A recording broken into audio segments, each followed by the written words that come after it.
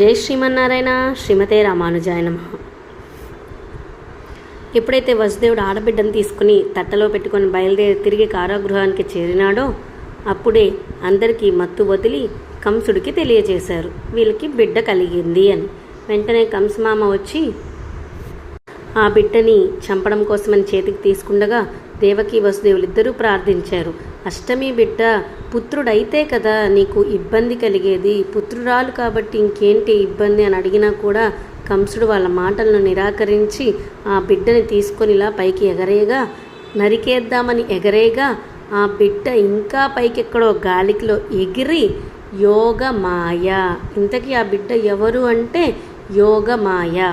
ఈ యోగమాయ ఎలా వచ్చిందంటే కృష్ణుడు యోగమాయకి ఒక టాస్క్ అప్పగించాడనమాట. అంటే 7th గర్భం, దేవకి 7వ గర్భంలో బలరాముడు ఉండగా ఆ గర్భాన్ని తీసుకెళ్ళి రోహిణి గర్భంలో పెట్టించాడు యోగమాయ సహాయంతో. అలానే ఇప్పుడు కూడా మరి కృష్ణయ్య అక్కడ చేరుకోవాలి అంటే యశోదమ్మ బిడ్డని ఇక్కడికి తేవాలి కదా, అలానే యోగమాయని సహాయం కోరాడు. అంటే సహాయం కోరాడు, ఆదేశించాడు. అయితే ఈ యోగమాయ పైకి ఎగిరిపోయి గాల్లోకి నిన్ను చంపేవాడు, నిన్ను సంహరించేవాడు పుట్టుక లేనివాడే పుట్టాడు, ఆయనే గోకులంలో దాగి పెరుగుతున్నాడు అని ఆ యోగమాయ చెప్పి అక్కడి నుంచి మాయమైపోయింది.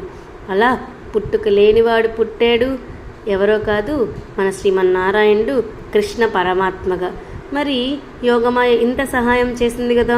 నార్మల్గా లౌకికంగానే మనకి ఎవరైనా ఏదైనా హెల్ప్ చేశారనుకోండి, అది అంటే ఆ హెల్ప్ని ఎలా ఖాళీగా తీసుకోలేమన్నమాట. అంటే ఏదో ఒక రిటర్న్ గిఫ్ట్ ఏదో ఒకటి ఇవ్వాలి అని అనుకుంటాం, లేదా వాళ్ళ రుణం తీర్చుకోవాలి అనుకుంటాం. ఇక్కడ శ్రీమన్నారాయణుడు అంతర్యామిగా ఉండి ఇది చేయించుకున్నా కూడా అబ్బా యోగమాయ ఎంత సహాయం చేసావు, నీకు దుర్గాదేవి, భద్రకాళి, విజయ అలా ఎన్నో పేర్లతో నీకు కూడా గుళ్ళు కట్టి పూజలు జరుగుతాయి, నీవు నా చెల్లిగా ఉంటావు అని శ్రీకృష్ణ పరమాత్మ చెప్పారు. అందుకుగా మనకి ఏ కోవెల్లో ఎక్కడైనా అమ్మవార్లు ఉన్నారు అంటే ఆవిడ యోగమాయే అన్నమాట. మన కృష్ణయ్య ఇచ్చిన వరం, అంటే ఒక రిటర్న్ గిఫ్ట్ అన్నమాట. కృష్ణయ్యకి ఇంత పెద్ద సహాయంలా అనిపించింది యోగమాయ చేసింది. ఇక్కడ యోగమాయ తన కోసం ఏది చేయలే, కన్నయ్య కోసంగా చేసింది. అందుకే కన్నయ్య ఆమె అనుకోని గిఫ్ట్ని ఇచ్చారనమాట. అంటే స్వామి శ్రీమన్నారాయణుడు మనం కోరుకోకుండా ఆయన దగ్గరికి చేరితే మనం అనుకోనివి మన జీవితంలో ప్రసాదిస్తాడు. జై శ్రీమన్నారాయణ. అడియేన్ రామానుజదాస్.